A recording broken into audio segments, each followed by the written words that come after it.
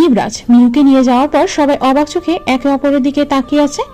মনে হচ্ছে সবাই এক মুহূর্তে কথা বলতেই ভুলে গেছে, কেউ টু শব্দও করেনি। কি ব্যাপার, তোমরা সবাই হাঁ করে কি দেখছো? রুম থেকে বের হচ্ছে না কেন? কিন্তু স্যার মিহু। কোনো কথা শুনবো না তোমাদের। নাও লিভ মি। যদি বের না হও তাহলে অন্য ব্যবস্থা নিতে বাধ্য হব। টিম রেইনবোর সবাই বের হয়ে গেল। প্রিন্সিপাল সকল স্যার ও ম্যাডামদের উদ্দেশ্যে বলল, স্যার, আপনারা আপনাদের ক্লাসে চলে যান। আইজান বাবা, তুমি গিয়ে দেখো তো নিবরাজ কোথায় গেল। ও যে রাগ ও জিদ, ওর যে রাগ ও জিদ, কে জানে কি করে মেয়েটার সাথে। জি স্যার, দেখছি। আইজান রুম থেকে বের হয়ে গেল। টিম রেইনবোর সকল সদস্য চিন্তিত মুখে নিজেদের মধ্যে কথা বলছে। কি হলো এটা? কিছুই বুঝতে পারলাম না। জানি না কি হবে এবার। আঙ্কেলকে কল দিব? আইজান ওদের কথা শুনতে পেয়ে পেছন থেকে বলে উঠল, কাউকে কল দিতে হবে না, ও ঠিক মতো ওর বাসায় পৌঁছে যাবে। কিন্তু একে কোনো কিন্তু না, বাসায় যাও। যে যার যার বাসায় চলে গেল। এতক্ষণ পুরো ঘটনা খুব নিখুঁতভাবে সিসিটিভি ফুটেজে দেখছিল ধূসর চোখের ছেলেটি। মিহুর উপর নজর রাখার জন্য সারা কলেজের বিভিন্ন রুমে ও জায়গায় অগণিত সিসিটিভি লাগিয়েছে সে জিহানকে দিয়ে, যে তারা ব্যতীত অন্য কোনো মানুষ জানেই না। অনেক বড় ভুল করে ফেললি নিবরাজ খান, তুই আমার কলিজায় হাত দিয়েছিস, তোকে আমি দেখে নিব। কথাটা বলে সামনে থাকা বিশাল বড় দেয়াল টিভিটাকে সজোরে ঘুষি মেরে ভেঙে ফেলল। রাগে চোখ দুটো লাল হয়ে আছে, হাত কেটে টপ টপ করে রক্ত পড়ছে, তাতেও ভ্রুক্ষেপ নেই তার। নিবরাজ গাড়িতে উঠেই প্রথমে মিহুর বাবা ফাহিম মির্জাকে কল করলো। আসসালামু আলাইকুম আঙ্কেল। ওয়ালাইকুম সালাম, কে বলছেন? আঙ্কেল আমি নিবরাজ। কোন নিবরাজ?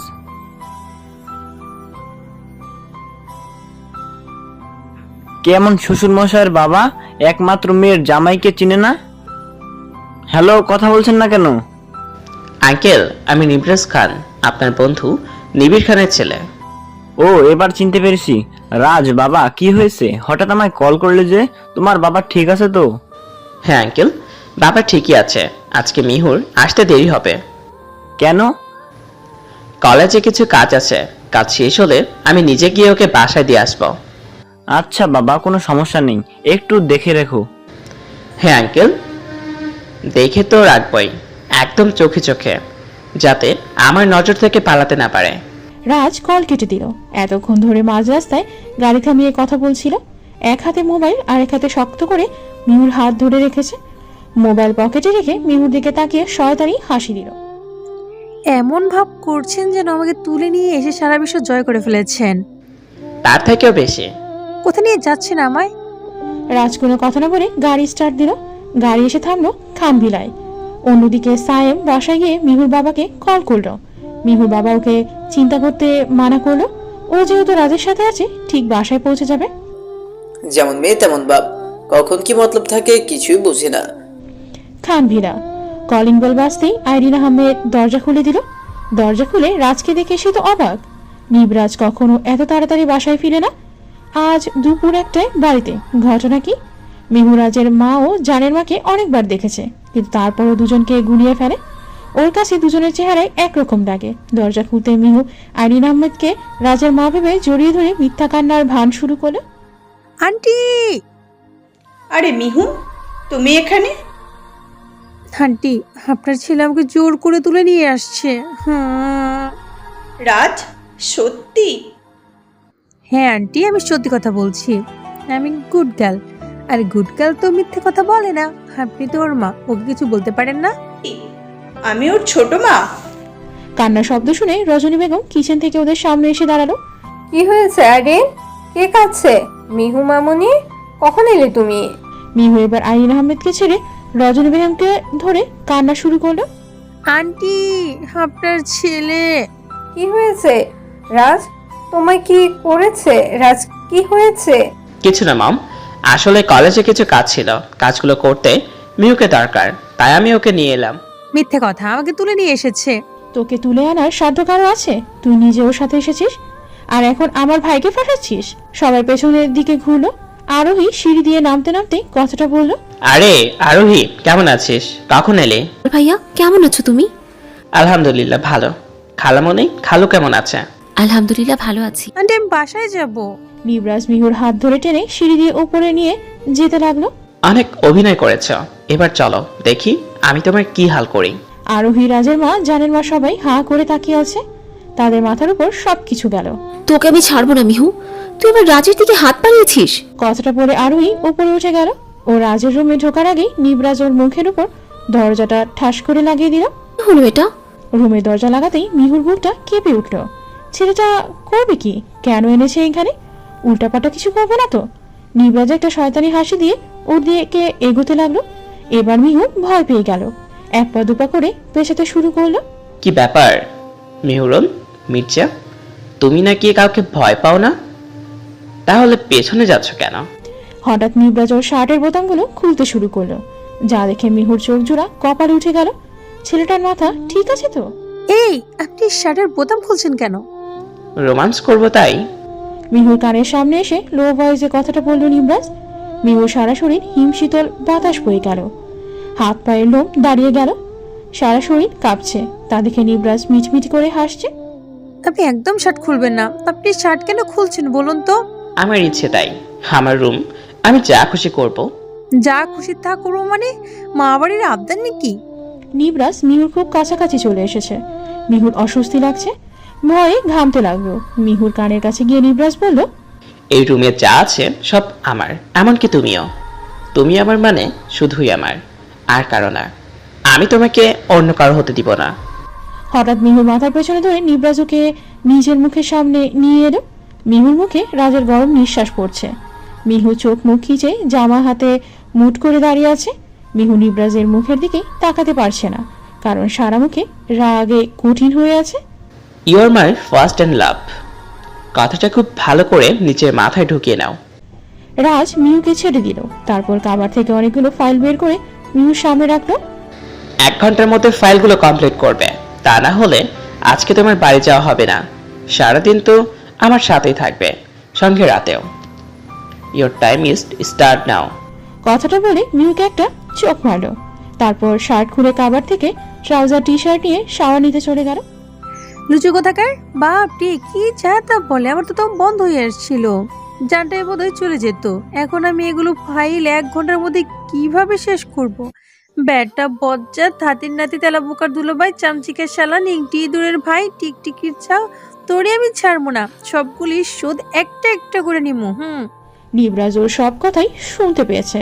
ওয়াশরুম থেকে চিৎকার করে বলল, আমাকে বকার জন্য পরের সময় পাবে, তোমার সময় কিন্তু চলে যাচ্ছে। 1 ঘন্টার মধ্যে কাজ শেষ না করতে পারলে আজকে আর বাড়ি যাওয়া হবে না, কথাটা মাথায় রেখো। কথাটা বলে শাওয়ার নিতে দাঁড়িয়ে গেল নিবরাজ। আজ মিহুকে বড্ড ভয় দেখিয়েছে। ওর মুখটা দেখার মতো ছিল। মিহুর মুখের ছবি চোখে ভেসে উঠতেই রাজ নিজের মনে মনে হাসতে লাগলো। নিজের মনে বিড়বিড় করে শুধু বলল, পাগলি একটা। অনেকক্ষণ ধরে দরজার বাইরে আয়ুরি দাঁড়িয়ে আছে। কোনো কথা সে শুনতে পায়নি, পাবেও না। সাউন্ড প্রুফ করা রুম। কিছু সময় পর আস্তে করে দরজাটা খুললো। লক করা না থাকায় আরোহী দরজা খুলে ভেতরে প্রবেশ করলো। ও তো ভেবেই নিয়েছিল রাজ মিহুর সাথে কিছু একটা করেছে। দরজা খুলতেই আরোহী রাজকে কোথাও দেখতে পেল না। মিহু সোফায় গালে হাত দিয়ে বসে আছে। ওর সামনে অনেকগুলো ফাইল। ধীর পায়ে মিহুর সামনে এগিয়ে গেল আরোহী। ধুর, ভাল লাগে না। কি করবো এখন? সবকিছু তো ইংরেজিতে লেখা, বুঝতে আমার 1 ঘন্টা লাগবে। কমপ্লিট করব কখন? আরে আরোহী আপু তুমি? আরোহীকে দেখে মিহুর মাথায় শয়তানি বুদ্ধি খেলে গেল। এমন সুযোগ বুঝে তা ব্যবহার করতেই হলো। ভাইয়া তোর সাথে কি করছে? অনেক কিছু। যেমন? আমাদের মধ্যে সিক্রেট। তোমাকে বলবো কেন? বল না প্লিজ। বলবো না, তবে এইটুকু বলতে পারি, এই যে ফাইলগুলো দেখছো, এগুলো যদি আমি কমপ্লিট করতে পারি তাহলে রাজভাই আমাকে একটা স্পেশাল গিফট দেবে। সত্যি? তুমি তো জানোই গিফট আমার পছন্দ করি না। তুমি এইগুলো কমপ্লিট করে দাও আর ভাইয়ের থেকে গিফট নিয়ে নাও। কিন্তু ভাইয়া যদি বকে? একদম বকবে না। আচ্ছা ঠিক আছে, দে, আমি করে দিচ্ছি। আরোহী ফাইলগুলো কমপ্লিট করতে লাগলো। আর মিহু দরজা দিয়ে পরিমরি করে ছুট, তাকে আর পাইকে কোনো রকম সিঁড়ি দিয়ে নেমে সিঁড়ির কাছে চলে এলো।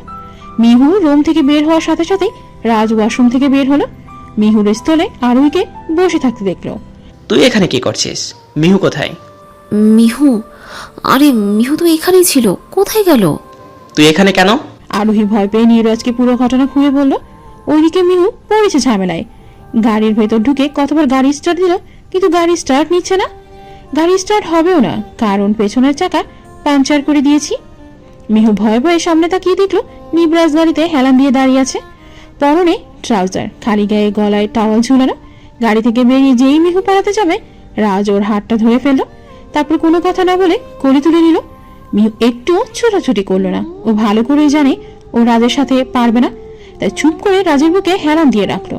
রাজ ওকে নিয়ে রুমের দিকে হাঁটতে লাগলো। কেন জানি মিহুর রাজের বুকে মাথা রাখতে খুব ভালো লাগছে। ওর ইচ্ছে করছে শক্ত করে ধরতে। রাজ রুমে এসে মিহুকে খাটে বসিয়ে দিল, তারপর দরজা লক করে ওর সামনে এসে বসলো। আমি ভালো করে জানতাম তুই কেন না কোনো ফোন দিয়ে নিশ্চয়ই পালাবে, তাই গাড়ির চাকা পাংচার করে দিয়েছি। মিহু কানে কোনো কথা ঢুকালো না। সে এক দৃষ্টিতে নিবরাজের উন্মুক্ত বুকের লোমের দিকে তাকিয়ে আছে। মনে হচ্ছে রাজের বুকের লোম থাকা ছোট ছোট পানির বিন্দুগুলো খুব মনোযোগ সহকারে গুনছে, যাতে তার অন্যদিকে হুঁশ নেই। নিবরাজ তুড়ি বাজাতেই মিহুর ধ্যান ভাঙে। কি ম্যাডাম, এমন করে আমাকে চোখ দিয়ে গিলে খাচ্ছেন কেন? আমি যে খুব হ্যান্ডসাম তা আমি জানি। আমার তো খেয়ে কাজ নেই, আপনার দিকে তাকিয়ে থাকবো। আমি আপনার পেছনে কভারডের নকশা দেখছিলাম। এত মনোযোগ দিয়ে? ও আচ্ছা, তা কাজ করে শুরু করো। মিহু দুই গালে হাত দিয়ে সামনের ফাইলের দিকে তাকিয়ে আছে। নিবরাজ কারবার থেকে টি শার্ট বের করে পরে নিল, তারপর মিহুর দিকে তাকিয়ে বলল, আমি এখন ঘুমাবো, তাই কোনো ডিস্টার্ব করো না, চুপচাপ নিজের কাজ করবে। কথাটা বলেই রাজ বিছানায় গায়ে এলিয়ে দিল। 10 মিনিট ধরে মিহু বসে আছে। রাজকে ঘুমাতে নিজের চোখে ঘুম ভর করলো। এভাবেই মিহুর বেশি কাজ আর বকবকানিতেই ঘুম ধরে। মিহু সামনে গিয়ে নিবরাজকে ধাক্কাতে শুরু করলো। এই যে শুনুন, এই যে বলো। দরজা লকটা খুলে দিন না, আমি বাসায় যাবো। বাসা থেকে সব ফাইল কমপ্লিট করে আনবো, প্লিজ দরজাটা খুলে দিন। বলছি না আমাকে ডিস্টার্ব করবে না, চুপচাপ নিজের কাজ করো। প্লিজ দরজার চাবি তো দিন, আমি আপনার সব কথা শুনবো। নিবরাজ হঠাৎ করে ঘুমের ঘরে মিহুকে টান দিয়ে বিছানায় ফেলে দিল, তারপর ওকে জড়িয়ে ধরে ঘুমিয়ে পড়লো। আরে করছেনটা কি, ছাড়ুন বলছি। একটা কথা বলবে না, আমাকে ঘুমাতে দাও। অনেক চেষ্টা করে মিহু নিজেকে ছাড়াতে পারলো না। কি আর করবে, ক্লান্ত হয়ে নিজেও ঘুমের দেশে পাড়ি জমালো। 2 ঘন্টা পর রাজের ঘুম ভাঙলো। ওদের কেউ ডাক দেয়নি, দিনেও কাজ হতো না। রাজের রুম তো সাউন্ড প্রুফ করা, সারাদিন চিৎকার করে ডাকলেও ভেতরে কেউ শুনবে না। রাজ ঘুম থেকে উঠে আশেপাশে সব জায়গায় মিহুকে খুঁজলো, কিন্তু কোথাও মিহু নেই। কি ব্যাপার মিহু, কোথায়? আমি তো রুম লক করে রেখেছিলাম, তাহলে বের হলো কিভাবে?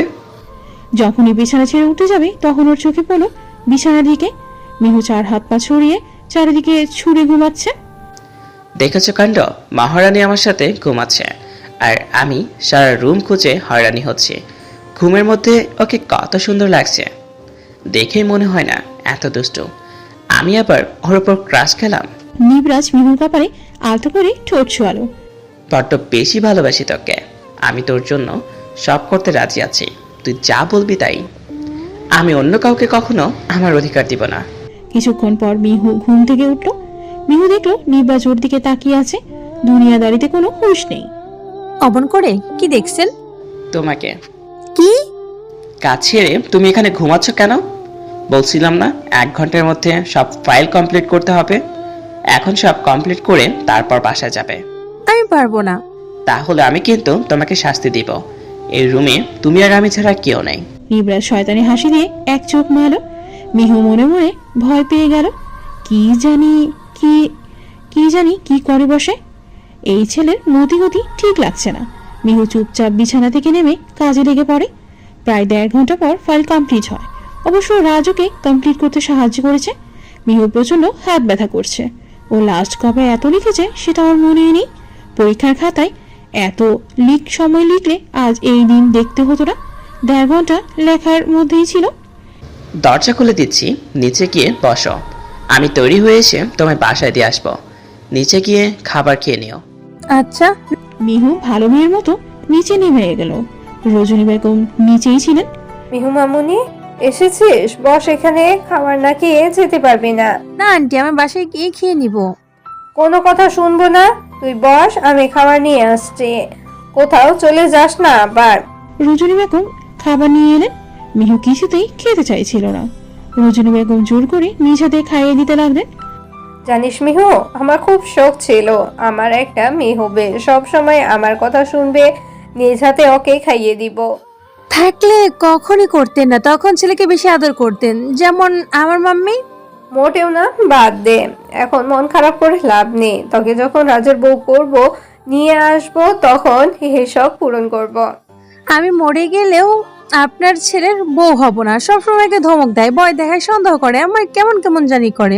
আমি একে বিয়ে করছি না। কিরে, কি ভাবছিস? মুখের খাবার গিলছিস না কেন? কিছু না আন্টি।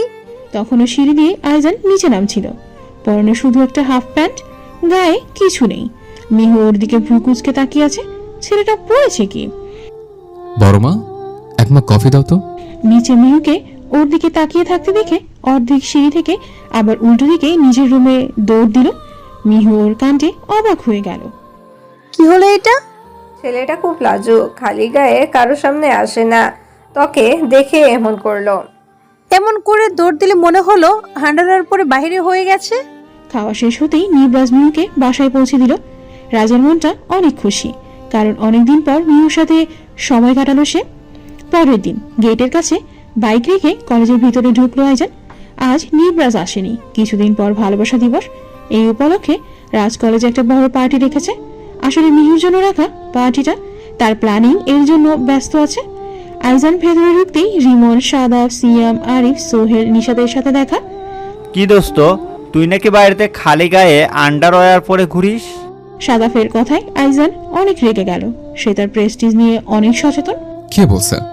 মিহুই তো সারা কলেজে বলে বেড়াচ্ছে তুই নাকি মেয়েদের ইমপ্রেস করার জন্য খালি গায়ে বাড়িতে ঘুরে বেড়াস। আইজান রেগে মিহুকে খুঁজতে লাগলো। ওকে পেলে কাঁচা গিলে ফেলবে। কিছু সময় পর মিহুকে পেয়ে গেল। মিহুর সামনে গিয়ে চোখ লাল করে দাঁড়ালো। আরে রেংটি দৌড়, আমার রাস্তা আটকাচ্ছ কেন? সারা কলেজে আমার নামে কি বলছো? আমি তো কিছু বলিনি। আমি মেয়েদের ইমপ্রেস করার জন্য খালি গায়ে আন্ডারওয়্যার পরে ঘুরি? আমি কখন বললাম এসব কথা? আবার অভিনয় করছো? ওদের সামনে গিয়ে দুটো মেয়ে যাচ্ছিল, তাদের সামনে গিয়ে মিহু বলল, আচ্ছা আপু, আপনারা বলেন তো, আমি কি আপনাকে বলেছি আইজান মানে একে মেয়েদের ইমপ্রেস করার জন্য বাড়িতে খালি গায়ে আন্ডারওয়্যার পরে ঘুরে? আচ্ছা আপুরা, আপনারা এখন আসতে পারেন।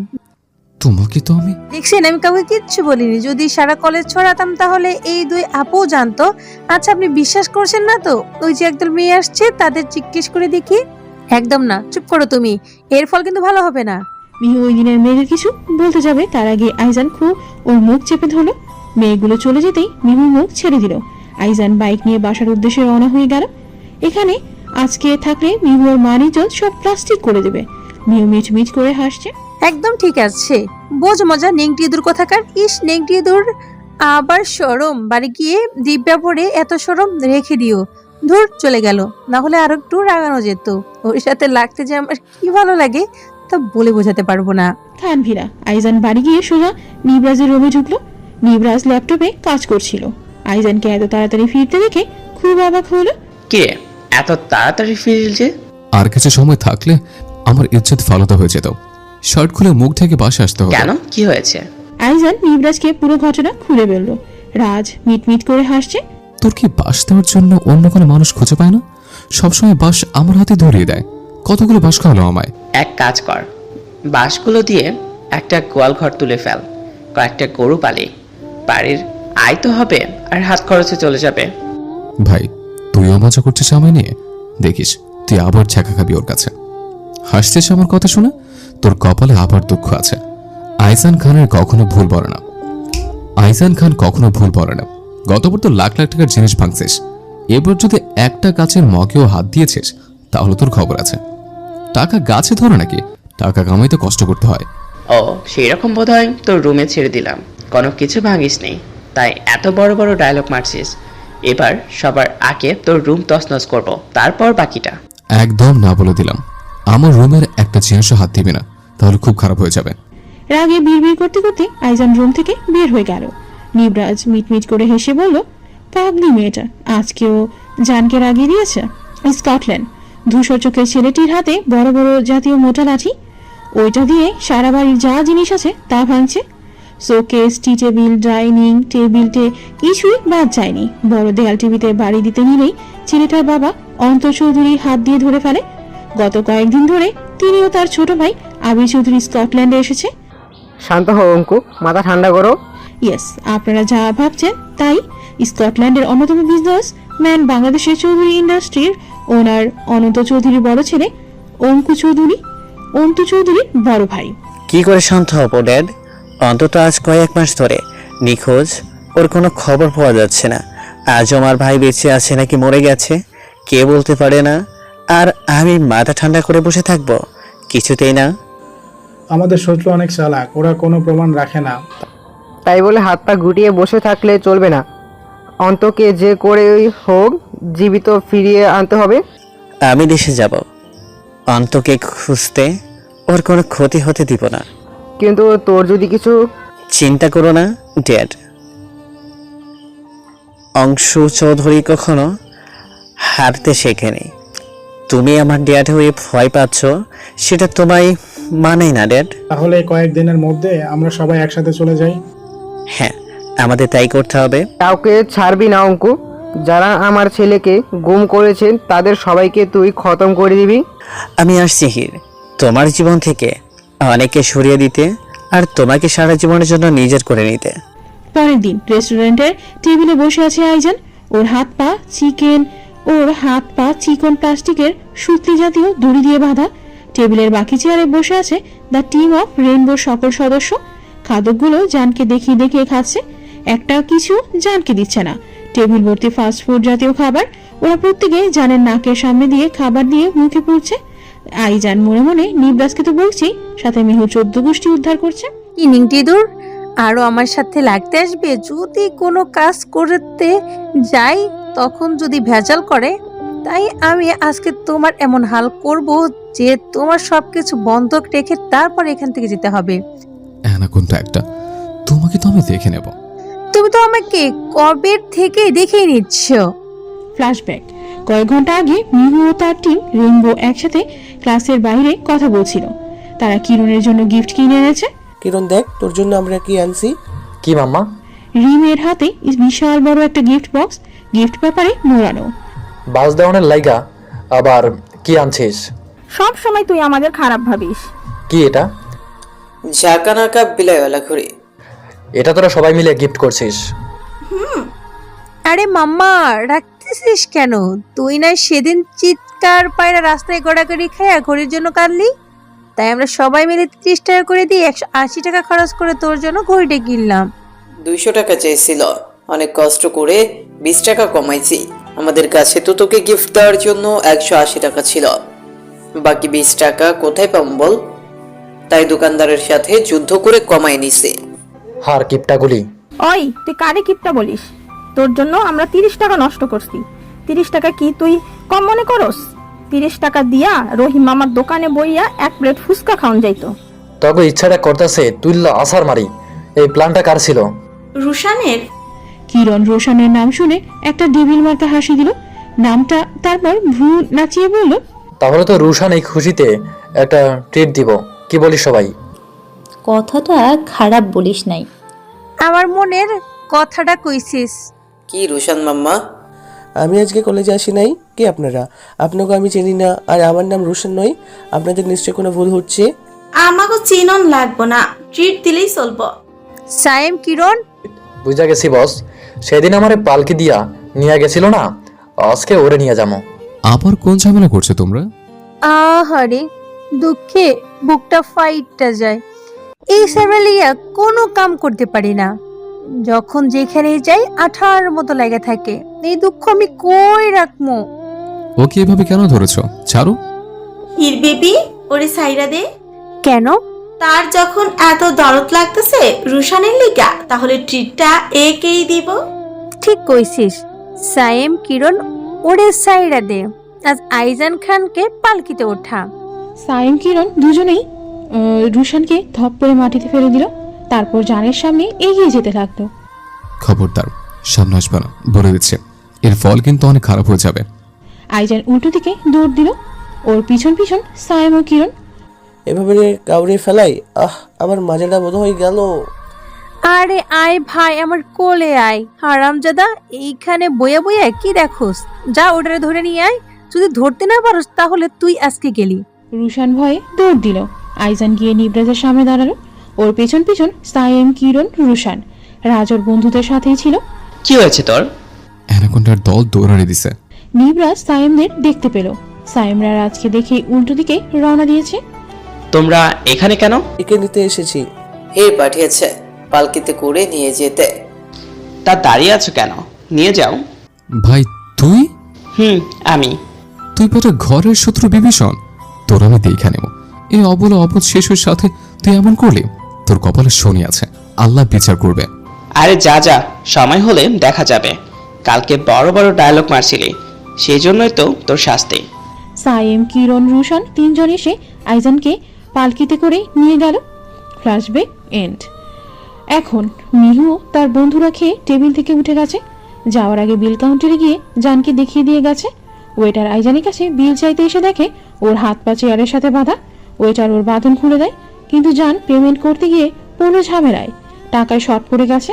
আজ বেশি টাকা নিয়ে আসেনি। পেটুকগুলো 5,000 টাকার খাবার সাবার করেছে। ন্যাচারালি বড় রেস্টুরেন্টগুলোতে খাবারের দাম এমনিতেও একটু বেশি থাকে। জানের কাছে 4,000 টাকা আছে, আর 1,000 টাকা কোথায় পাবে? জান ভেবেছিল রাজের সাথে আজ কথা বলবে না, কিন্তু ওকে বিপদে থেকে একমাত্র রাজই উদ্ধার করতে পারে। জান রাজকে কল করলো। ভাই আমাকে বাঁচা, এতক্ষণ অ্যানাকোন্ডা বেঁধে রেখেছিল, এখন মনে হয় ম্যানেজার বেঁধে রাখবে। হয় বেঁধে রাখবে, নয়তো থালা বাসন মাজাবে। কেন? তুই থাক, আমি আসছি। পেটুকগুলো, খাদগুনি, অ্যানাকোন্ডা, আমি সব শত্রু রাখলাম, একদিন ঠিকই ফেরত দিব। আইজান ওর ভাইকে সব খুলে বলল। নিবরাজ এসে পুরো বিল দিল। আইজান মুখ ভার করে ওর সাথে চলে গেল।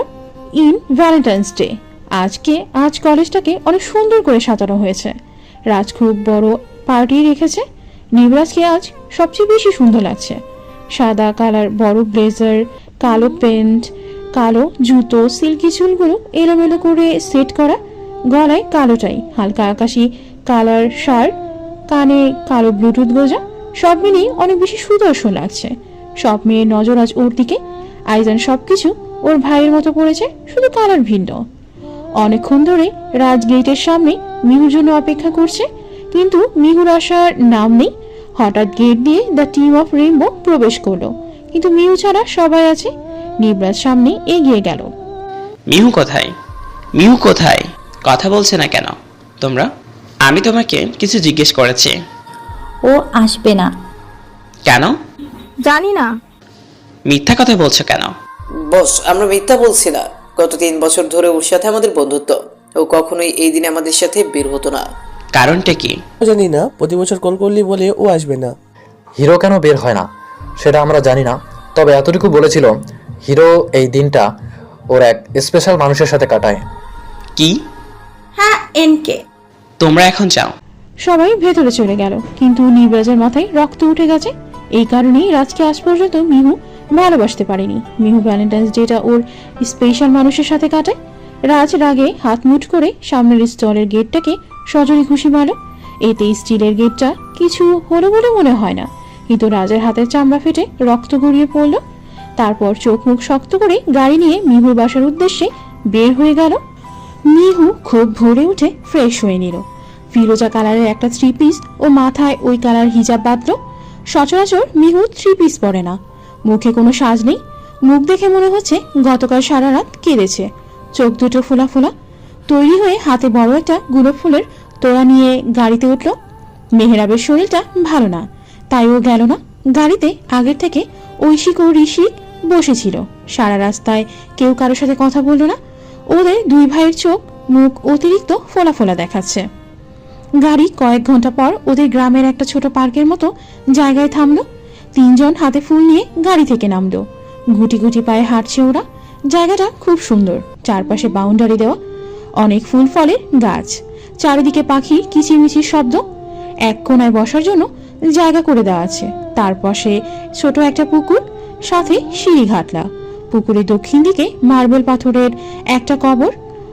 ওরা কবরের সামনে এসে থামলো। ঐশিক ও ঋষিক এগিয়ে গিয়ে ফুলের তোড়াগুলো কবরের উপর রাখলো। মিহুর সামনে যায়নি, মেয়েদের কবরের সামনে যেতে নেই সেটাও জানে, তাই ওর হাতের তোড়াটা ঐশিকের হাতে দিয়ে দিয়েছিল। দুই ভাই মিলে কবর জিয়ারত করছে, আর মিহু দূরে পাথরের মতো দাঁড়িয়ে এক দৃষ্টিতে কবরের দিকে তাকিয়ে রয়েছে। অন্যদিকে রাজ গাড়ি নিয়ে মির্জা কুঠিরে চলে এলো, এসে মেহরাবকে ডাকতে লাগলো। মেহরাব নিচে এসে রাজকে দেখে বেশ অবাক হয়ে গেল। ফাহিম ও লুবনা মির্জা আজ বাসায় নেই, মেহরাবের মামার বাসায় গেছে। সেই বাড়িতে আজ একজনের মৃত্যুবার্ষিকীর অনুষ্ঠান। রাজ, তুই? মিহু কোথায়? কি হয়েছে? তোর বোন, ওই যে ওই ছেলেটার ঐশী না কি যেন নাম, ওর সাথে ঘুরতে গিয়েছে। যদি এমন কিছু হয় তাহলে আগে তোর বোনকে মারবো, তারপর নিজেকে মারবো। বল মিহু কোথায়? তুই মাথা ঠান্ডা কর, মিহু গ্রামে গিয়েছে। ও গ্রামে কেন গেছে? ওই ছেলেটার সাথে ঘুরতে? তুই এক্ষুনি আমার সাথে গ্রামে যাবি, অনেক ছাড় দিয়েছি। আর না, কি ভেবেছে ও নিজেকে? আমাকে কষ্ট দিয়ে অন্য কাউকে নিয়ে সুখে থাকবে? No way. নিবরাজ খান বেঁচে থাকতে তা কিছুতেই হতে দিবে না। ও শুধু আমারই থাকবে। আমার কথাটা শোন, তুই ভুল বুঝছিস মিহুকে। একটা কথাও শুনবো না, তুই জলদি আমার সাথে চল। নিবরাজ টানতে টানতে মেহরাবকে নিয়ে চলল। রাজ খুব স্পিডে গাড়ি চালাচ্ছে, চোখ দুটো রাগে লাল হয়ে আছে। মেহরাব অনেকবার কিছু বলতে চেয়েছে, কিন্তু রাজ কিছুই শোনেনি। ঘন্টাখানিক পর ওরা পৌঁছে গেল। রাজ গাড়ি থেকে নেমে পার্কের ভেতরে ঢুকলো। কিছু দূর যেতেই একটা মেয়ে ও দুটো ছেলেকে দেখতে পেল। মেহরাব পেছন পেছন দৌড়ে আসছে। রাজ যা রেগে আছে, কি জানি কি উল্টোপাল্টা কাজ করে বসে, আমার ওকে ধরতে হবে। রাজ খুব দ্রুত মিহুর কাছে গিয়ে পেছন থেকে ওর গলা চেপে ধরলো। আচমকা এমন হওয়ায় মিহু ঘাবড়ে গেল। ঘাড় কাত করে রাজকে দেখে আরো ভয় পেয়ে গেল, কারণ রাজের চোখ দুটো টকটকে লাল হয়ে আছে। মিহু নিজেকে ছাড়ানোর আপ্রাণ চেষ্টা করছে। ঐশিক ঋষিক দুজনেই ওদের সামনে এলো। দুই ভাই রাজের হাত ছাড়ানোর চেষ্টা করছে। মেহরাবও চলে এলো। রাজ কি করছিস? ছাড় ওকে, মরে যাবে তো।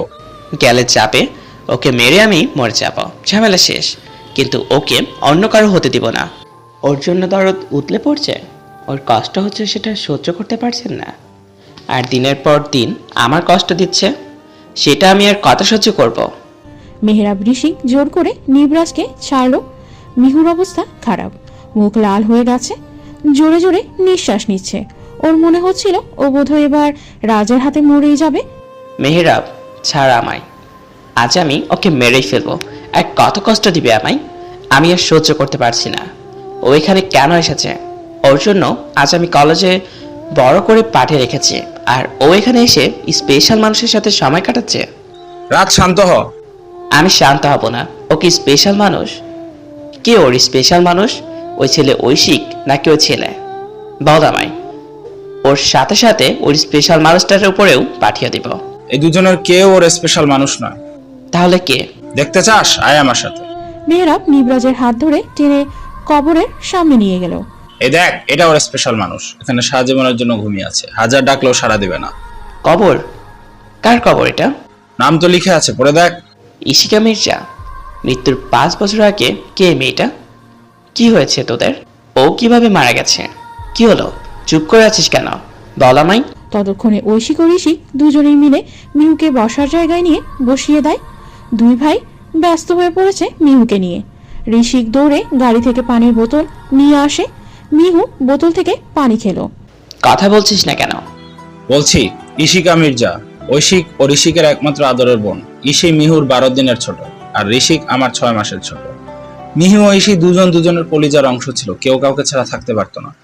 আমরা ও মামারা তখন গ্রামে ছিলাম, আমাদের পাশাপাশি বাড়ি, আমরা একই বংশের, তবে পেঁচানো গোছানো সম্পর্ক। কিন্তু বাপির মাম্মির সাথে বিয়ের পর আত্মীয়তাটা আরো মজবুত হয়। ইশি ও মিহু সব কাজ একসাথে করতে থাকতো। একসাথে স্কুলে যাওয়া, দুষ্টুমি করা, একই রকম জামা পরা, খেলতে যাওয়া, সব একসাথে। ইশিকাকে আমরা সবাই ইশি বলে ডাকতাম, আর ওর দুই ভাই ওকে হির বলে ডাকতো। ওর নাকি এই নামটা খুব পছন্দ ছিল। ওরা যখন ক্লাস 9-এ পড়ে তখন আমরাও মামারা ঢাকায় চলে আসি, তবে ভিন্ন জায়গায় আমাদের বাসা। ইশি ও মিহু আলাদা স্কুলে ভর্তি হয়। ঢাকার এক বড় স্কুল এন্ড কলেজে ভর্তি করিয়ে দেওয়া হয় ইশিকে। একই স্কুলে ভর্তি হতে পারেনি বলে ইশি ও মিহুর দুজনের মন ভীষণ খারাপ ছিল। ঐশিক ভাই ও ঋষিক তখন বিদেশে পড়াশোনার জন্য ছিল। ছেলেটা ওদের কলেজেই পড়তো। ছেলেটা ভালো ছিল না। ছেলেটাকে ইশি প্রথমে কোনো পাত্তা দিত না, কিন্তু ধীরে ধীরে ইশির মনে জায়গা করে নেয়। নতুন জায়গা, নতুন পরিবেশ, ওর একটা বন্ধুর প্রয়োজন ছিল। খুব দ্রুত ইশি ছেলেটাকে ভালোবেসে ফেলে। ছেলেটার ভালোবাসার নাটকটা ছোট মেয়েটা ধরতে পারেনি। ছেলেটার মিষ্টি মধুর কথা আরো বেশি পাগল হয়ে যায়। আসলে তখন বয়সটাই তো আবেগের। মিহু বা আমাদের কাউকে ছেলেটার বিষয়ে কোনো কিছু জানায়নি। ছেলেটা কে ছিল? দেশের অন্যতম বিজনেসম্যান অন্তর চৌধুরীর ছোট ছেলে, অঙ্কু চৌধুরীর ছোট ভাই অন্তু চৌধুরী। অন্ত, কিন্তু তোদের বোন কিভাবে মারা গেল? মারা যায়নি, ওকে মেরে ফেলা হয়েছে। কি? তারপর কি হয়েছিল? কিভাবে মেরেছে ইশিকাকে? 1 মাসের মধ্যে অন্তু ইশির অনেকটা কাছাকাছি চলে আসে।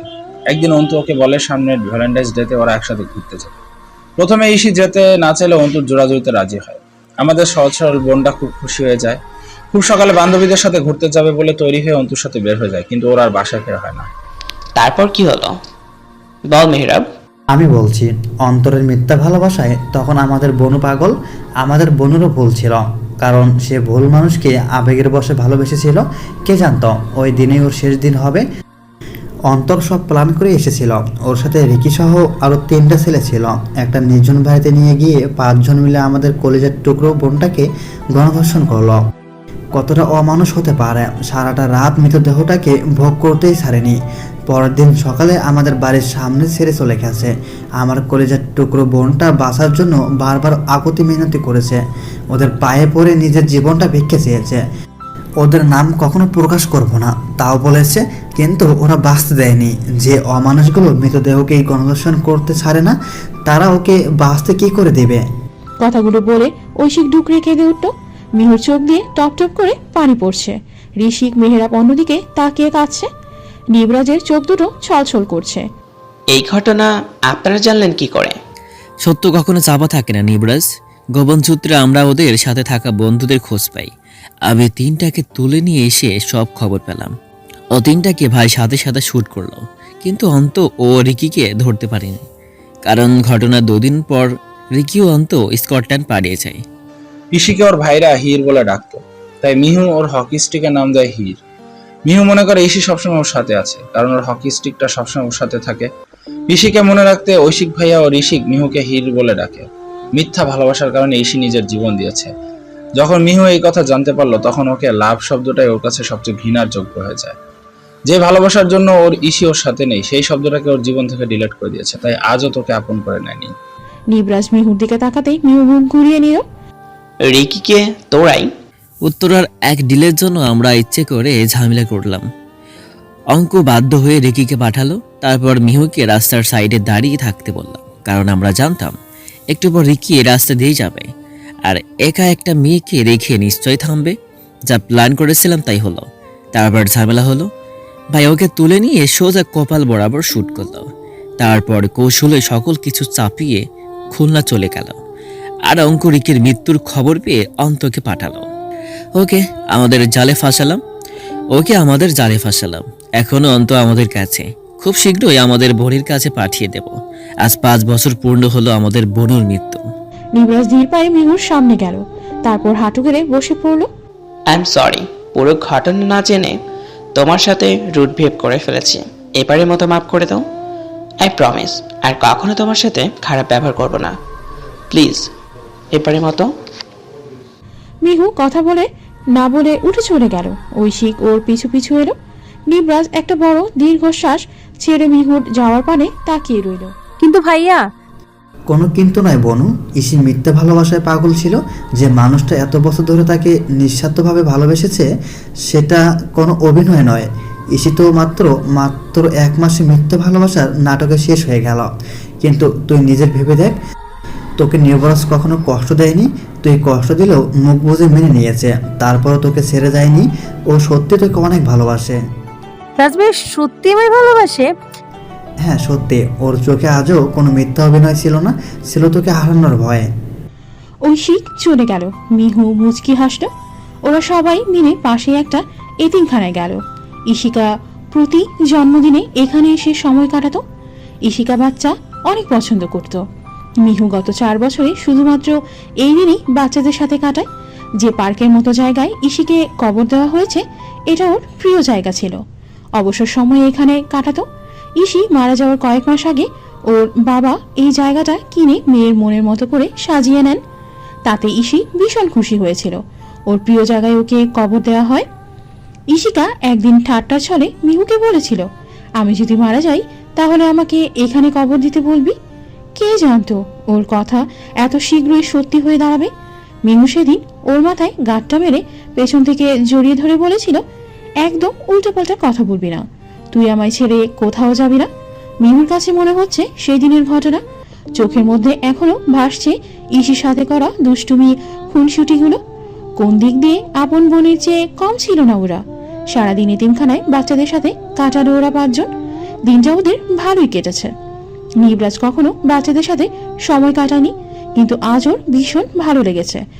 প্রথম মনে হয়েছিল আজকের দিনটা ওর নষ্ট হলো, কিন্তু এখন মনে হচ্ছে আজকের দিনটা সবচেয়ে বেস্ট। অন্য কোনো দিন হয়তো এত ভালো যায়নি। বাচ্চাদের সাথে খেলা করা, একসাথে খাবার খাওয়া, ওদের হাতে গিফট তুলে দেওয়া অন্যরকম একটা ভালো লাগা ছিল। আজ এই দিনের ওপর থেকে রাজেরও রুহুটা উঠে গেছে। সে মনে মনে পণ করছে কখনো এই দিনটা পালন করবে না। যদি করতে হয় তাহলে এতিমখানায় চলে আসবে। অন্যদিকে আইজান আজ রিমকে গোলাপ দিয়ে প্রপোজ করেছে। অনেকদিন ধরেই করবে ভাবছে, কিন্তু মিহুর ভয়ে রিমের সামনে তো দূরে থাক, ওর কথা মনেও আনিনি। আজ মিহু না থাকায় সুযোগটা কাজে লাগিয়েছে। থাকলে নিশ্চয়ই মিহু স্টিক দিয়ে দৌড়ানি দিত। আইজানকে দেখে যতটা ভদ্র দেখা যায়, কিন্তু সে তো তলে তলে টেম্পো না চালিয়ে সোজা বাস চালানো শুরু করে দিল। রিম প্রথমে রাজি হতে চায়নি। বাপ রে, যা হুমকি দিয়েছে তাতে ওর গলা শুকিয়ে গেছে। এত বোকা ছেলেটা যে এত রাগী তা রিম জানতো না। বলছে প্রস্তাব না রাখলে সোজা তুলে নিয়ে কাজী অফিসে যাবে। নিবরাজের মতো করে আইজানও রিমকে কাঁধে তুলে কাজী অফিসের দিকে রওনা দিয়েছিল। বেচারি রিম ভয় পেয়ে চুপচাপ রাজি হয়ে যায়, কারণ ও ভালো করে জানে যে সহজে রাগে না। বাই চান্স সে যদি রেগে যায় তাহলে সব লন্ডভন্ড হয়ে যাবে। পরের দিন আজ চৌধুরী বাড়ি চোখের মাত্র চৌধুরী বাড়ি শোকের মাতম। সারা বাড়িতে কান্নার রোল পড়েছে। সকালে অন্তুর লাশ বাড়ির সামনের গেটে পাওয়া গেছে। দেখে মনে হচ্ছে বেচারাকে অনেক কষ্ট দিয়ে মারা হয়েছে। সারা শরীরে অগণিত ধারালো অস্ত্রের গভীর জখম। চোখ দুটো উপড়ানো, হাতের আঙুলগুলো কাটা। অনেক যত্ন করে কেউ একটা একটা করে 10 আঙুল কেটে ফেলেছে। পায়ের নখগুলো উপড়ানো, মুখে ছুরির আঁচড়ের দাগ, কোমর থেকে হাঁটুর নিচ পর্যন্ত এসিড দিয়ে ঝলসানো। গলার রশির দাগটাও কালো হয়ে গা হয়ে গেছে। খুবই বিভৎস একটা লাশ। অনেকে ভয়ে সামনে যাচ্ছে না। মনে হচ্ছে কোনো সাইকো তার মনের হিংস্রতা এই লাশের ওপর মিটিয়েছে। বুকের হাড়গুলো পিঠের সাথে লেগে গেছে। 6 প্যাক ওয়ালা বডি এখন কঙ্কাল সার হাড্ডিতে পরিণত হয়েছে। কত মাস না খেয়ে আছে তাকে বলতে পারবে না। ময়না তদন্তে খুঁড়িকে চেনার কোনো ক্লু পাওয়া যায়নি, তবে ধারণা করা হচ্ছে শ্বাসরোধ করে মারা হয়েছে। অঙ্কু, অন্তর, আবির চৌধুরী কয়েকদিন আগেই স্কটল্যান্ড থেকে ফিরেছেন। দাফন কাজ শেষে সবাই বাড়ি ফিরেছে। বাড়ি এসে অঙ্কু জিনিসপত্র তছনছ করছে। রাগে, ক্ষোভে, দুঃখে সবকিছু ভাঙছে সে। ড্রয়িং রুমে থাকা বুক শেলফটাকে ধাক্কা মেরে ফেলে দিল। ডাইনিং টেবিলের যাবতীয় খাবার নিচে ছুঁড়ে মারল। একটা চেয়ার নিয়ে পরপর কয়েকটা বাড়ি দিতেই টেবিলটা ভেঙে চুরমার হয়ে গেল। হাতে থাকা চেয়ারটা দেয়ালে ছুঁড়ে মারল। চেয়ারটাও সুন্দর পাট করে ভেঙে নিচে পড়ে গেল। বাড়ির ভর্তি মানুষ, সবাই ভয়ে কাঁপছে। অন্তর চৌধুরী সোফায় চুপ করে বসে আছে। সে জানে তার ছেলেকে এখন কিছুতেই শান্ত করা যাবে না। আবির চৌধুরী অঙ্কুর সামনে গেল। অঙ্কু, কুল ডাউন প্লিজ, এমন করিস না। আমি কাউকে ছাড়বো না, এর জন্য ওদের পস্তাতে হবে। ওরা আমার ভাইকে মেরেছে। আমার ভাই যত কষ্ট পেয়েছে তার 100 গুণ বেশি কষ্ট আমি ওদের দিব। রিকির মা ও অঙ্কুর মা তাদের সামনে দাঁড়িয়েছিলেন। তাদের দেখে অন্তর চৌধুরী থমকে উঠলেন। তোমরা এখানে কি করছো? যাও ওপরে যাও। তোমাদের এখানে থাকতে কে বলেছে? কতবার বলেছি আমরা কথা বলার সময় তোমার সেখানে থাকবে না। দুজন উপরে চলে গেল, কারণ এদেরকে চৌধুরীরা কোনো মূল্য দেন না। চৌধুরীদের কাছে মেয়ে মানেই নিজের ইচ্ছা মতো নাচাবো। শুধুমাত্র কিচেনে কাজ করবে, তাদের কোনো অধিকার নেই কোনো কথা বলার প্লাস শোনার। চুপচাপ ঘরে কাজ করবে। ছেলেদের কথার মাঝে কেন থাকবে? এরা নাকি এই যুগের ছেলে? ঠিক কতটা নিচু মন মানসিকতার মানুষ হলে তারা ঘরের স্ত্রীকে এমন ভাবতে পারে তা আপনারাই ভেবে নিন। বাচ্চার প্রথম শিক্ষাটাই হয় পরিবার থেকে। সেখানে যদি বাচ্চার বাবা চাচা তার মা চাচিকে সবসময় হীন ও নিচু নজরে দেখে, তাহলে বাচ্চাটাও সেরকম শেখাবে। অবশ্যই সে শিখতে বাধ্য, কারণ তারা অনুকরণ প্রিয়। বাবা চাচাকে প্রতিদিন এরকম খারাপ আচরণ করতে দেখে সে বাচ্চা বড় হয়ে কোনো অন্য মেয়েকে হেনস্থা করবে না বলুন? ধীরে ধীরে এক সময় তার কাছে নিজের বাবা মা চাচা চাচি হয়ে উঠবে অবহেলারও অসহ্যকর।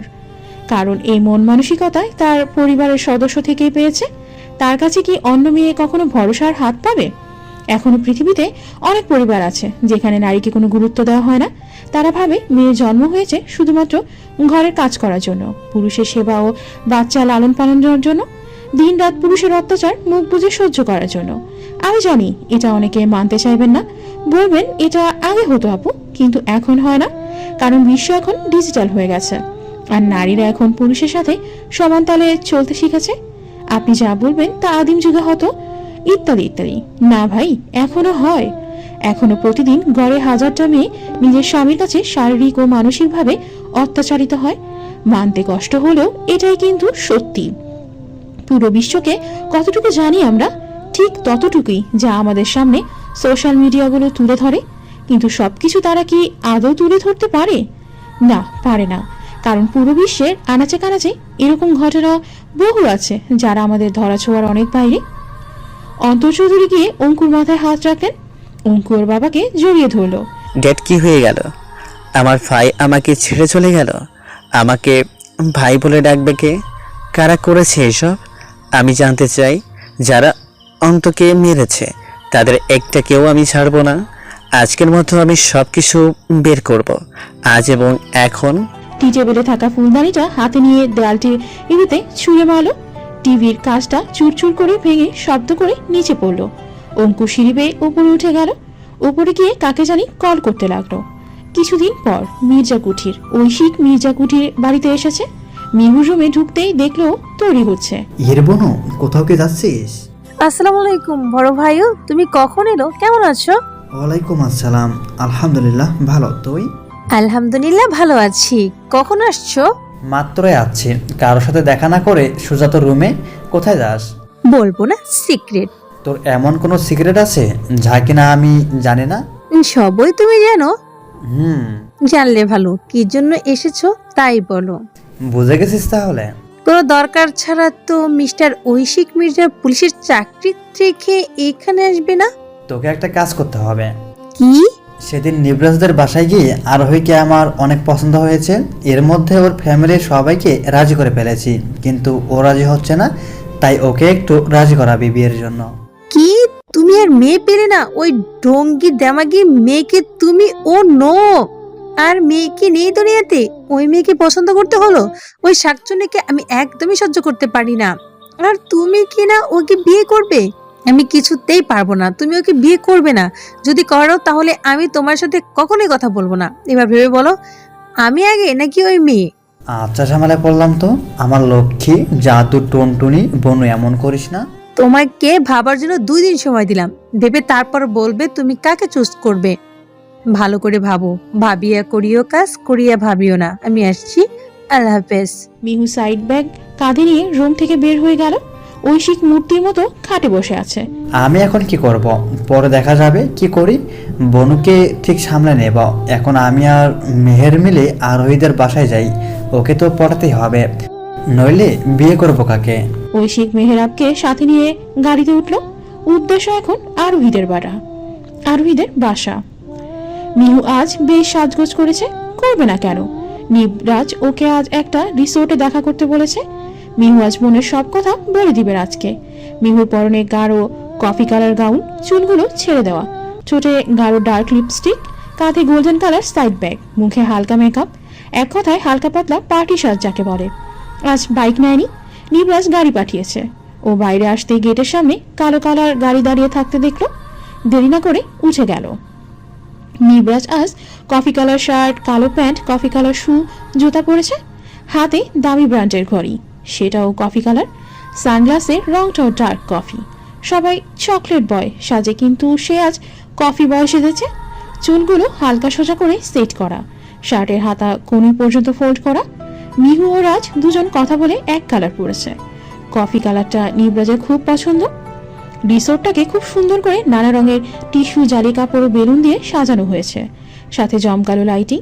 সন্ধ্যা নেমেছে বেশ কিছু সময় আগে, চারিদিকে রাতের অন্ধকার ছেয়ে গেছে। নিবরাজ দূর থেকে দেখলো গাড়ি থেকে কফি কালার গাউন পরে একটা মেয়ে নামলো। আবছা অন্ধকার থাকায় মেয়েটার মুখ স্পষ্ট দেখা যাচ্ছে না। নিবরাজ সাথে সাথে সকল লাইট অফ করে দিল। শুধু রাত যেখানে দাঁড়িয়ে আছে সেখানকার উপরে একটা লাইট জ্বালানো আছে, যার আলো ওর গায়ে পড়ছে। ওকে ছাড়া এখন সবকিছু ঘুটঘুটে অন্ধকার। নিবরাজ হাতে বিশাল ফুলের তোড়া নিয়ে পেছনে ঘুরে রইল। ওর মনে হলো মিহু ওর পেছনে এসে দাঁড়ানো। নিবরাজ বলতে শুরু করলো, গত 3 বছর ধরে তোমাকে ভালোবাসি। আমার স্বপ্ন, কল্পনা, আবেগ সব তোমায় ঘিরে। আমি জানি না তোমার মাঝে কি জাদু আছে, যার কারণে তুমি বারবার ফিরিয়ে দিলেও তোমার ভুলতে কিংবা ছাড়তে পারি না, বরং আরো বেশি আপন করে নিয়েছি। You're my first and last love, you're my life, I am really love you. অনেক অনেক ভালোবাসি তোমায়, কখনো আমায় ছেড়ে যেও না। আমি সহ্য করতে পারবো না। তুমি যদি একবার বলো আমার, তাহলে পৃথিবী আর কোনো কিছু চায় না তুমি ছাড়া। নিবরাজ আপন মনে কথাগুলো বলে পেছনে ঘুরতে লাগলো। তার আগে পেছন থেকে ওর মাথায় জোরে একটা ইটের বাড়ি পড়লো। এতটা জোরে ছিল যে ইট ভেঙে 2 টুকরো হয়ে নিচে পড়ে গেল। রাজ মাথা চেপে ধরে ধপ করে নিচে বসে গেল। মাথা থেকে অঝোর ধারায় রক্ত পড়ছে। রাজ মাথা ধরে রেখেছে। Sorry, I am really sorry, please আমাকে মাফ করে দিও। এছাড়া আমার কোনো কিছু করার ছিল না। আমি এটা মোটেও করতে চাইনি। আমার হাত পা বাঁধা। আমি তোমার ক্ষতি না করলে যে ওরা আমার পরিবারের ক্ষতি করে দিত। আমি আমার পরিবার হারাতে পারবো না। আমি আমার জন্য ওদের কোনো ক্ষতি হতে দিতে পারি না। সামনে থাকা মানুষটা কাঁদতে কাঁদতে বলল। নির্বাস সামনে থাকা সবকিছু ঘোলা দেখছে, চোখ বন্ধ হয়ে আসছে, সবকিছু চোখের সামনে ঘুরছে। সব অন্ধকার দেখতে লাগলো। হাত পা ঠান্ডা হয়ে আসছে, রক্তে ফ্লোর ভেসে যাচ্ছে। রাজের চোখ দুটো বন্ধ হয়ে গেল। শত কষ্ট করে পারল না চোখ দুটো খোলা রাখতে। নিতর হয়ে পড়ে রয়েছে দেহটা। দেখে মনে হচ্ছে প্রাণ পাখিটা কিছু সময় আগে চলে গেছে তার গন্তব্যে। রক্তাক্ত দেহটাকে বুকে জড়িয়ে জোরে চিৎকার করে উঠল সেই মানুষটা। নিজের পরিবার বাঁচাতে মেরে ফেলল সে রাজকে। চিৎকার করে কাঁদছে সে। আজ তার চোখের বাঁধ ভেঙে গেছে।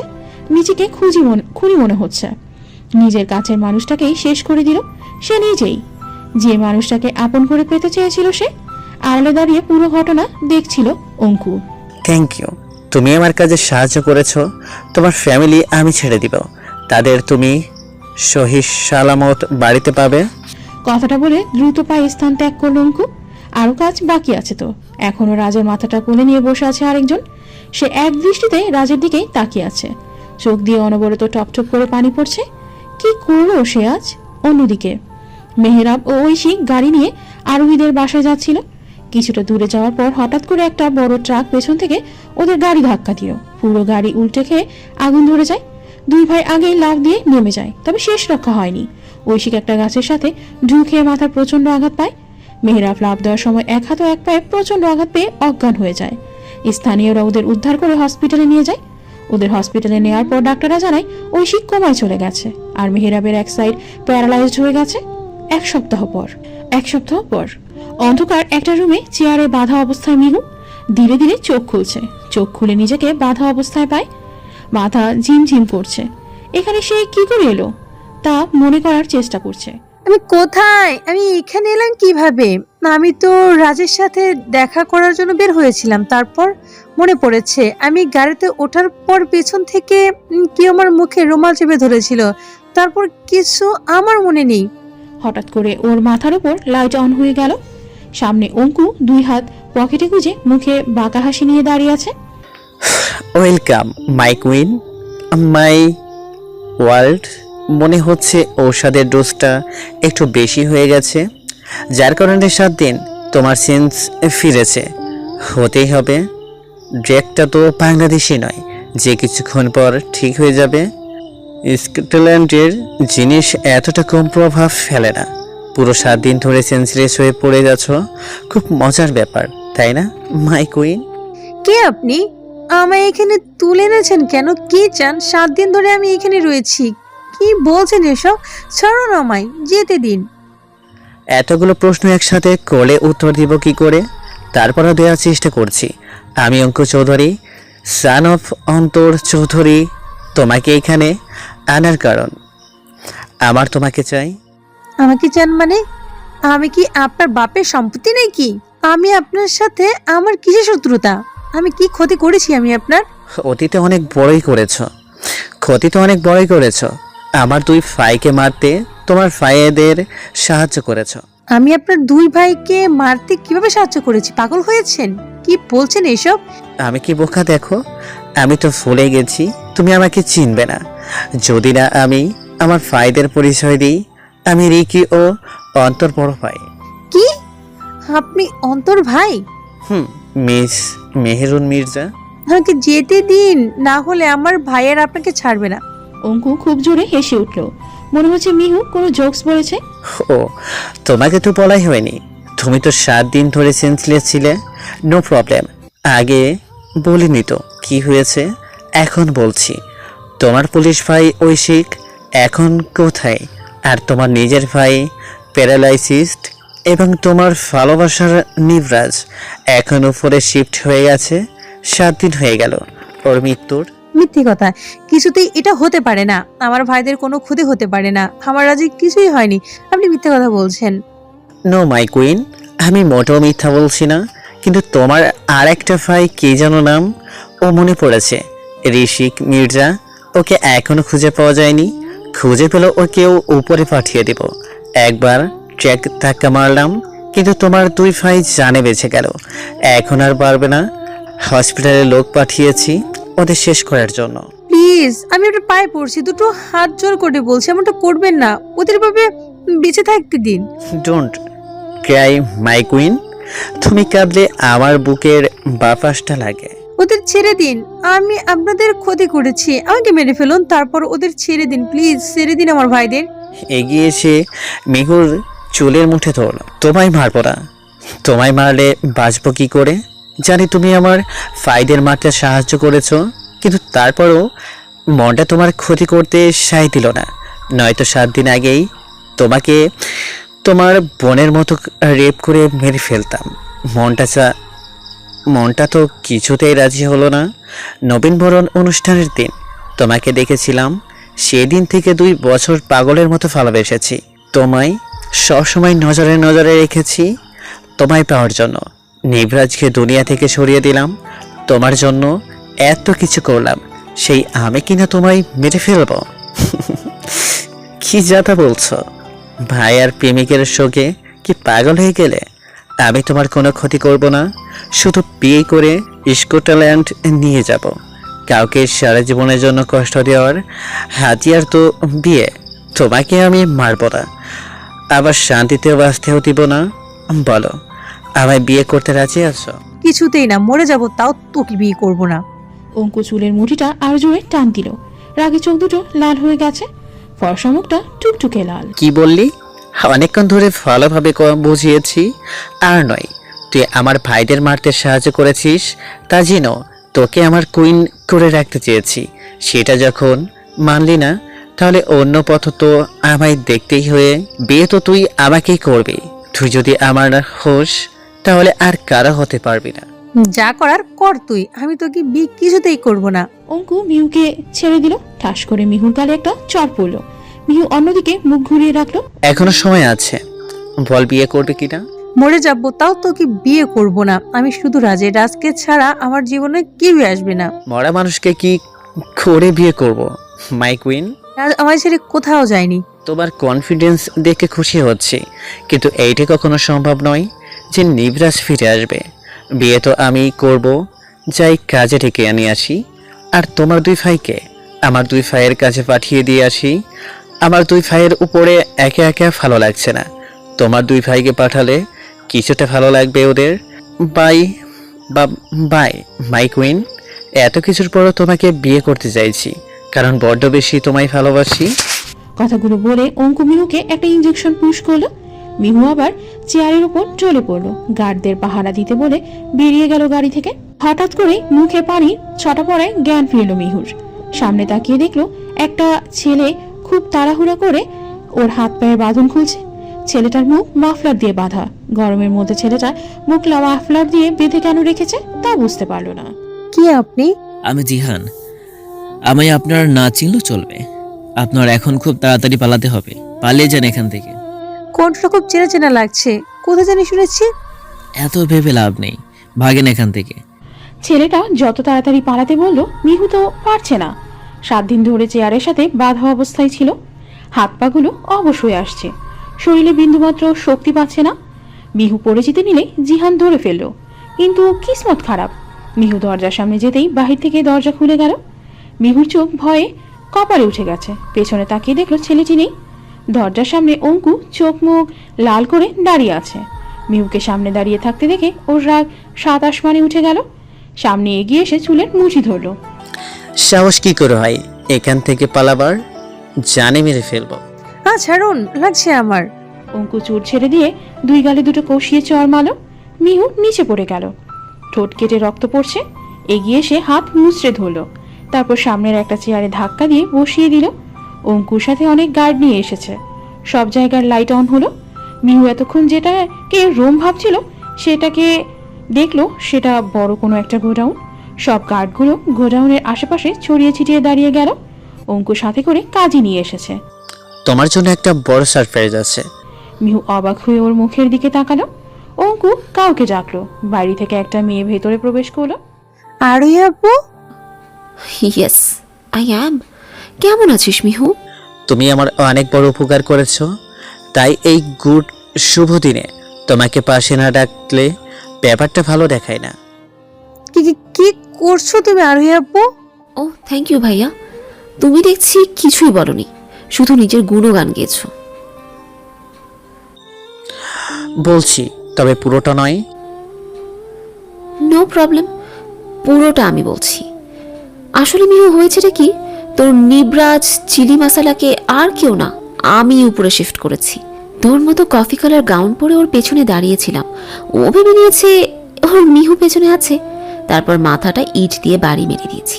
আর রাজ ভাইয়া ভাবলো ওকে তুই মেরে। কেন করলে এটা? ও তো তোমার খালাতো ভাই। মেরেছিস? রাখ তোর খালাতো ভাই, সেই কবে থেকে ওকে ভালোবাসি। সেই রাজ কিনা আমায় পাত্তা দেয় না, সব সময় তোর কথা বলে, তোর জন্য পাগলামি করে। আমি কিনা শুধু ওর বোন, কখনো আমার ভালোবাসা বুঝতেই চেষ্টা করেনি। তাই ওকে বাঁচিয়ে রেখে কি লাভ বল? রাত যখন আমার হয়নি তখন তোরও হতে দেয়নি। যদিও আমার পরিবারের সদস্যকে অঙ্ক আটকে রেখেছিল, তাছাড়া আমি ওর জন্য অনেক কেঁদেছিলাম। শত হোক ভালো তো বাসতাম, একটু কান্না তো আসবেই। তবে এখন অনেক খুশি লাগছে, কারণ রাজ আমারও নয় আর তোরও। মিহু মুখ ঢেকে কাঁদতে লাগলো। সবসময় রাজকে কষ্টই দিয়েছে, ওকে দূরে সরিয়ে দিয়েছে, ওর থেকে রেহাই চেয়েছে। কিন্তু আজ ওর মৃত্যুর খবর শুনে মিহুর বুক ফেটে কান্না আসছে। আরোহী, তোমার কাছে 30 মিনিট সময় আছে। এই 30 মিনিট সময়ের মধ্যে ওকে তৈরি করে নিয়ে আসবে। ভেতরে পার্লারের মেয়েরা আছে, হেরকে নিয়ে যাও। ঠিক আছে। আরোহী 30 মিনিট পর মিহুকে বিয়ের সাজে সাজিয়ে নিয়ে এলো। মিষ্টি কালারের মধ্যে ভারী স্টোনের লেহেঙ্গা, সাথে জমকালো বিয়ের সাজ। 5টা পার্লারের মেয়ে ওকে সাজিয়ে দিয়েছে। অঙ্কুর পরনে মিষ্টি কালার শেরওয়ানি। মিহু থ মেরে বসে আছে, চোখে কোনো কোন বেয়ে পানি পড়ছে। মূর্তির মতো চেয়ারে বসে আছে। অঙ্কুর চোখ দুটো মিহুর ওপর থেকে সরতেই চাচ্ছে না। আপনার বউকে দেখার সময় পরেও পাবেন, এখন জলদি বিয়েটা সেরে নিন। আরোহীর কথাটা অঙ্কুর কানে পৌঁছালো না। সে মিহুর সামনে হাঁটু গেড়ে বসে পড়ল। একবার বলো, তুমি আমার, তোমার জন্য আমি সব করব। ভেটকি ধইরা পইরা থাকমু, তাও ভুল করেও এই কথা কমু না। কি? কাজী সাহেব শুরু করুন। মিহু কাজীর দিকে চোখ ঘুরিয়ে বড় বড় করে কটমট করে তাকালো, তারপর বলল, কাজী রে, আমি যদি একবার এইখান থেকে ছাড়া পাই, তাহলে প্রথমে তোর দাড়িটাই না ছিড়মু, মাথার চুল কাইটটা মানে সিঙ্গারের কাট দিমু, তারপর আমাদের কলেজের মাঠে বানিওয়ালা ডান্স করামু। কাজী বড়সড় একটা ঝোঁক গিল, দেখে মনে হচ্ছে বেচারা অনেক ভয় পেয়েছে। মিহু পরে সত্যি ওনার খবর নিবে। আপনি চিন্তা করবেন না, হেরা আপনার কিছু করতে পারবে না। আগে তো নিজে ছাড়া পেয়ে নিক, তারপর দেখা যাবে। আপনি শুরু করুন। কাজী সাহেব বিয়ে পড়াতে শুরু করলো। মিহু চুপ করে বসে আছে। অঙ্কু খুশি মন থেকে থেকে মিহুর দিকে তাকাচ্ছে। কাজী রেজিস্ট্রি পেপার এগিয়ে দিয়ে বলল, অঙ্কু মিহুর দিকে একদিনে তাকিয়ে কাগজে সই করে দিল। মিহুর দিকে কাগজটা বাড়িয়ে দিয়ে সই করতে বলল, সে না করে দিল। আমি বিয়ে করব না, তোর মতো শয়তানকে তো কিছুতেই না। আগেই জানতাম তুমি এমন কিছু করবে। একটু এই মোবাইলের দিকে তাকাও, এদের বাসাতে চাইলে চুপচাপ সই করে দাও। মিহু অঙ্কুর হাতে থাকা মোবাইলের দিকে তাকিয়ে আটকে উঠল। ওর বাবা মায়ের মাথায় গান তাক করে রেখেছে অঙ্কুর কিছু গার্ড। বাপি, মাম্মি, ছেড়ে দিন ওনাদের।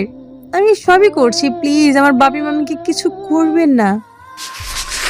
Good girls.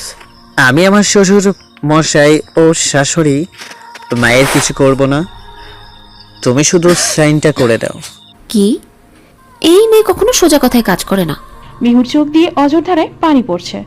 যেখানে নিবরাজের সাথে ওর এভাবে থাকার কথা ছিল, সেখানে আজ কোথাকার কোন স্কটল্যান্ডের ছেলেকে বিয়ে করতে হচ্ছে। কলম হাতে নিয়ে বসে আছে। হাতটা প্রচন্ড কাঁপছে, বারবার রেজিস্ট্রি পেপারে কলম ছুঁয়ে উঠিয়ে ফেলছে। বাবা মাকে বাঁচানোর জন্য অবশেষে কাপা হাতে সাইনটা করে দিল। চোখ থেকে 2 ফোঁটা অশ্রু গড়িয়ে কাগজে পড়ল। আজ থেকে আমি অঙ্কুরের স্ত্রী ভাবতেই গা শিউরে উঠছে। সবসময় রাজকে অবহেলা কষ্ট দিয়ে দূরে ঠেলেছি, কখনো কি বুঝতে পারিনি আমার অবহেলায় আজ ও এত দূরে চলে গেল, যে কোনোদিন আমি ওকে পাবো না। এত অভিমান করলো ও আমার সাথে।